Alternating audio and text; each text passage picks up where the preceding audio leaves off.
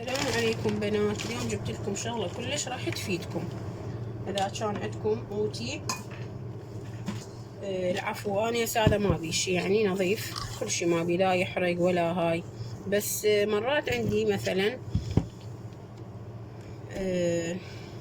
العفو بصمات تلزق، يعني من اريد اضربها اوتي على قماش او شي تلزق، فش اسوي؟ اجيب قطعه قماش واخلي عليها واضرب اوتي.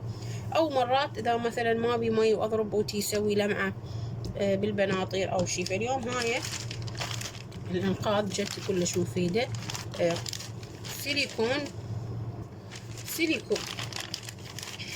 هيجي يجي قاعده سيليكون ومثقبه باعوا، يعني حتى اذا الاوتي مالكم بخاري هم تفيدكم. بس تجي وياها هيجي 3 سبرينجات بس باعوا بنات.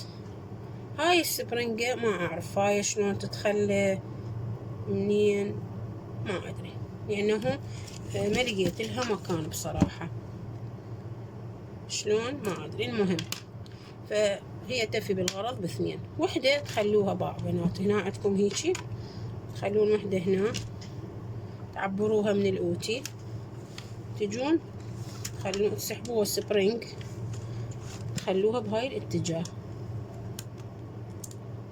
واو شلبتها هنا، شفتوا شلون؟ هاي لزمت لي القطعة الأمامية. اكو وسطية ما ادري، هاي الظاهر هي تجي هيجي مقفلة او لازم يعني المفروض اني اطقها واسويها سبرنجة، فعفتها ما احتاجيتها. هنا أنا هاي الثانية وين تجي؟ هنا بهاي الحلقة اللي بنهاية المكوات، وهمين اعبرها. واذا كنت الاوتي مالكم ويا بيه فبسهولة تصير. واجي افرها بهذا الشكل على الاتجاه الثاني. بنات شلون راح تقعد؟ فشغلة كلش حلوة ومفيدة، وبعد تستغنون عن اي قماش تخلوه على الملابس وتضربون اوتي. ان شاء الله استفاديتوا من هاي الفكرة. وهاي موجودة بكل الاسواق، بكل محلات الخياطة، بكل مستلزمات الخياطة، بكل محلات المكاين وسوالف الخياط تلقوها. بس قولوا له كفر اوتي. اكو هاي السيليكون واكو تجي على شكل ستيل. اللي وصل لهنا حبايبي اتمنى اللي يزور قناتي انه يشترك بيها يشترك، ان شاء الله يستفاد ويفعل الجرس.